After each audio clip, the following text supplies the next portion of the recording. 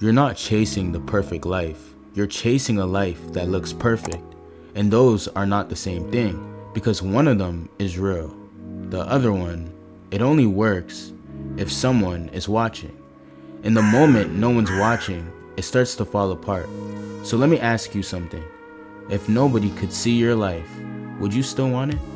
Or would it suddenly feel empty?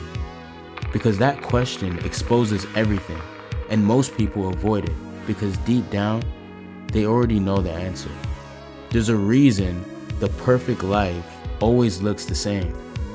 The same confidence, the same lifestyle, the same feeling that everything is under control. It looks complete, finished, like nothing is missing. But real life doesn't feel like that. Real life feels uncertain, messy, incomplete. So how does something look perfect when real life never is? Simple. It's edited. Not lied about, edited. And the moment you understand that, you start to see the pattern. There's a character who built his entire life on that idea, Jay Gatsby. From the outside, everything about his life looked perfect. Massive house, endless parties, people everywhere, every single night. His life looked like proof that he made it, and nobody questioned it, because why would they? Everything looked right, but here's what made it powerful and dangerous. People didn't just see his life, they believed in it. They created their own idea of who he was, and Gatsby let them, because the image was the whole point. But here's the part most people miss. None of it was built for him. Not the house, not the parties, not even the lifestyle. It was all built to be seen, to create a version of reality that felt undeniable. But the more perfect it became, the less real it actually was. And that's the trade, because once your life becomes something you present, it stops being something you fully live. And that shift, it doesn't happen all at once. You don't wake up one day and decide to fake your life.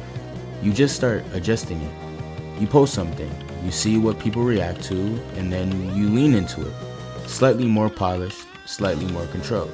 Not fake, just better. But better according to who? That's where it gets dangerous, because now you're not building your life based on what you want. You're building it based on what works. And what works is what gets seen, what gets attention, what gets validation, what gets approval. And over time, that version becomes consistent. And consistency is convincing. So convincing that even you start believing in it. Just like Gatsby, everything looked real until you ask one question. If all of this is built to be seen, what happens when no one's looking?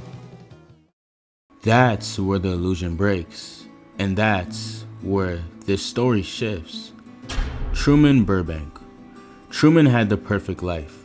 Everything made sense, everything was in place, everything worked. Until it didn't. Not because something went wrong, but because everything felt too right, too consistent, too controlled, too perfect. And slowly, that perfection started to feel fake. Not visually, emotionally. Because something inside him noticed what nobody else questioned. Nothing in his life surprised him. Nothing disrupted the pattern. And real life doesn't work like that. Real life has randomness. It has moments that don't make sense. Moments that interrupt everything. So when all of that disappears, you don't feel peace. You feel something missing. And that's exactly what Truman felt. At first, he didn't try to escape. He tried to ignore it. He kept following the routine, kept playing his role, kept trusting that everything was normal. But the feeling didn't go away. It got louder. And that's what most people experience, but never act on. That quiet thought, this doesn't feel real. This doesn't feel like me. This doesn't feel right. But instead of questioning it, they distract themselves from it, because questioning it leads somewhere dangerous. It leads to the possibility that everything you've built is based on something artificial. And most people would rather stay comfortable in something fake than risk losing everything to find something real. But Truman didn't. He followed the feeling, even when it didn't make sense, even when it broke everything. And that's what made him different. Gatsby built a life people believed in, but it wasn't real. Truman lived a life that felt real, but it wasn't his. And that's the difference. One created the illusion, the other one was trapped inside it. But both were disconnected from reality. And that's the part that matters, because most people think the danger is failure, or pressure, or not achieving enough. It's not. The real danger is living something that looks right but doesn't feel right and staying there. When you're a young person, you're kind of like shopping for your personality. You try this outfit at school, it doesn't work, and you're like, okay, I'm not that guy, maybe I'm this guy. And that's like what it is to become an adult. Those realities are totally at tension with each other when you're young, because on one hand you want to, not necessarily with partying or something, but you want to find yourself, and on the other hand you have to find that cycle to ground you almost. So now, the question is, which one are you closer to?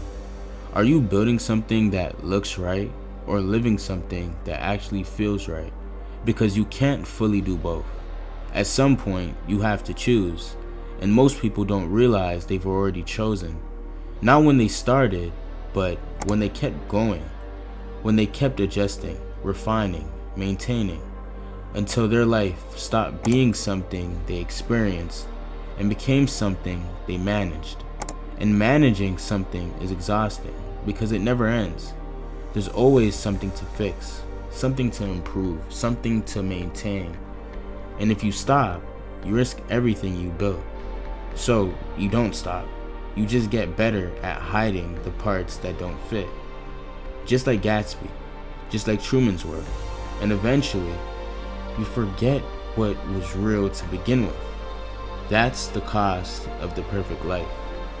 Not pressure, not expectations, disconnection from yourself, from reality, from anything that doesn't match the image.